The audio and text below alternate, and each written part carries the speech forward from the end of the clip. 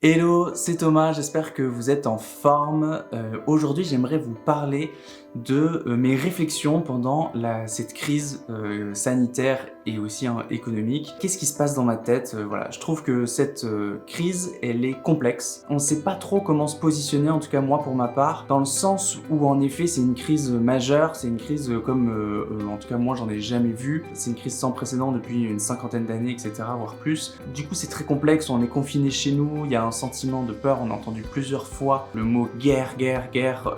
à la télé, etc., dans les discours du gouvernement, et donc du coup on a l'impression vraiment qu'il se passe un truc de fou, et il se passe vraiment un truc de fou, puisqu'il y a pas mal de gens qui sont malades, pas mal de gens qui sont décédés, etc., donc il y a des enjeux qui sont importants, il y a aussi des enjeux économiques derrière qui sont aussi très importants, et en même temps, quand on compare aux guerres mondiales, ou à ce genre de choses, ou à des choses qui sont passées il y a très longtemps, on se rend compte que finalement, rester chez soi, être confiné chez soi avec, on a toujours de la nourriture, on a toujours une connexion internet, Netflix et compagnie, etc. Oui, c'est dur, mais finalement, quand même, je trouve que ça va. Et du coup, ça pose des réflexions parce que, quand même, c'est pas facile, c'est pas évident, on n'a jamais vécu ça, et en même temps, si on compare à la vie de nos grands-parents ou arrière-grands-parents, finalement, c'est pas si mal que ça. Donc voilà, toute cette crise, elle est vraiment complexe, et puis notamment, elle a des enjeux complexes, que ça soit parce qu'elle est sanitaire, mais elle touche aussi l'économie, elle touche aussi la vie de famille, les relations entre les gens, etc. On voit que par exemple, dans les pays comme en Chine, etc., les taux de divorce après le confinement ont explosé, donc on voit que ça touche un certain nombre de domaines de notre vie. Mais cette crise, elle nous permet aussi de vivre des déclics, je pense, et en tout cas, j'espère qu'elle va nous permettre à chacun de vivre des déclics, en tout cas. Pour ma part, j'ai réalisé pas mal de choses. Je crois qu'il s'est passé des changements dans ma tête pendant cette crise-là, que ça soit d'un point de vue économique, ou ma façon de dépenser, ma façon de vivre, au niveau des achats, ouais, mon quotidien, etc. Tout simplement, je me rends compte que je fais beaucoup confiance à la grande distribution pour m'approvisionner en nourriture ou en toutes sortes de choses, et que si ça s'arrête, quand on peut plus aller dans la grande surface, etc., c'est un peu la galère. Et on se rend compte aussi que économiquement, en fait, on fait beaucoup confiance à l'import-export, et donc du coup, à ce que d'autres pays puissent créer suffisamment de nourriture, d'objets, etc., de tout genre, pour que nous on puisse les acheter et les utiliser, et que finalement, alors qu'il y a des producteurs qui peuvent être par exemple locaux dans notre région, dans notre village, ou dans les villages avoisinants, en fait on va quand même aller à la grande surface acheter des légumes ou des fruits, etc., qui viennent d'autres pays, etc. Et donc du coup, c'est vraiment quelque chose, moi, que je réalise là, c'est que si ces pays-là sont d'un coup fermés, et d'un coup ne peuvent plus exporter, comme c'est arrivé par exemple pour la Chine en début d'année, d'un coup ça paralyse toute l'économie de notre pays, l'économie mondiale, etc. Et ça soulève quand même pas mal de questions de comment on fonctionne, et est-ce qu'il n'y a pas une manière de faire chacun pour faire en sorte qu'on produise suffisamment, en tout cas tout ce qui est vraiment nécessaire, qu'on puisse le produire en interne, dans notre ville, peut-être même dans notre région, pour que quand il y a ce genre de choses qui arrivent, on soit pas complètement bloqué parce qu'à l'autre bout de la planète, il y a un problème. Donc ça, c'est vraiment la première réflexion, moi personnellement, que je me fais, c'est de la manière dont je consomme, et ça va aussi dans est-ce que je change mon téléphone dès que il y en a un nouveau qui sort, ou est-ce que j'attends qu'il soit vraiment mort, le téléphone que j'utilise actuellement, pour pouvoir en acheter un autre? Est-ce que je vais essayer de réparer des choses plutôt que de tout le temps racheter, etc.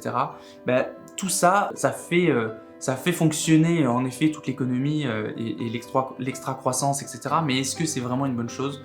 On peut se poser la question aujourd'hui, j'ai pas forcément la réponse, mais on peut se poser la question aujourd'hui. Et l'autre partie, l'autre grande sphère où j'ai vécu un déclic, c'est vraiment sur l'écologie, parce que bien sûr, comme je pense la plupart des gens, je réalise que notre monde, au niveau écologique, il va pas bien, que les habitudes qu'on a prises, elles vont pas bien, etc. Mais il y a un peu comme une petite voix qui vient nous dire constamment que peut-être que c'est pas vraiment l'action de l'homme, et peut-être que la Terre, comme toute planète, elle évolue, et puis etc. Et donc du coup, peut-être que en fait, l'action de l'homme en effet fait quelque chose, mais peut-être que c'est un micro-rien par rapport à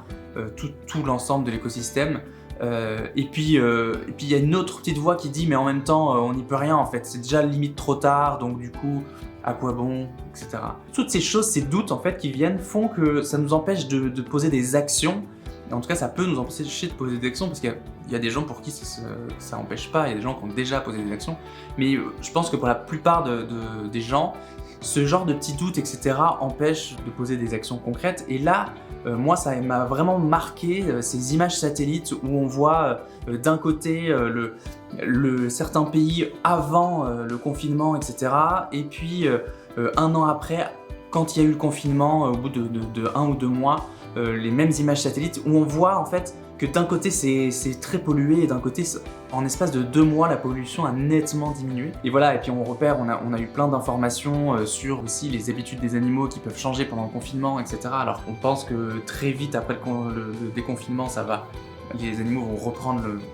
leur vie comme avant et puis nous pareil. Mais du coup ça pose des questions sur la manière dont on fonctionne. On voit que finalement peut-être que si on changeait rapidement, les choses pourraient vraiment basculer dans l'autre sens et que du coup notre impact, qu'il soit positif ou négatif, on a une part à jouer en tant qu'être humain. Et je trouve ça hallucinant, donc voilà, ça c'est les réflexions que j'ai en ce moment. Sur Facebook, Instagram et compagnie, j'ai vu pas mal de posts par exemple de personnes qui disaient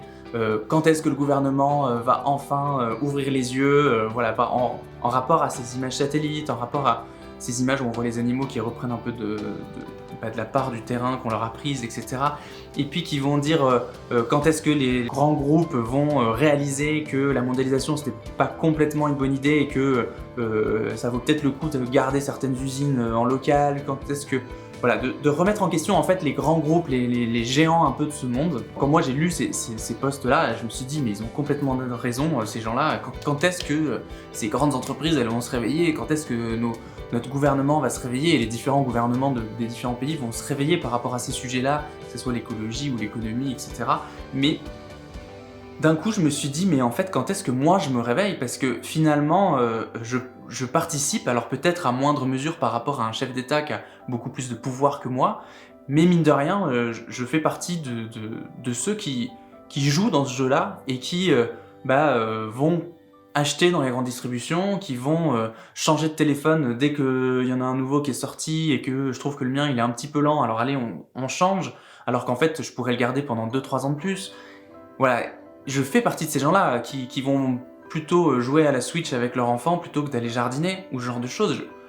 D'une certaine manière, je fais aussi partie de ceux qui sont dans le système et qui le font vivre et qui du coup,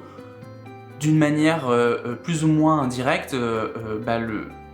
l'encouragent d'une certaine manière.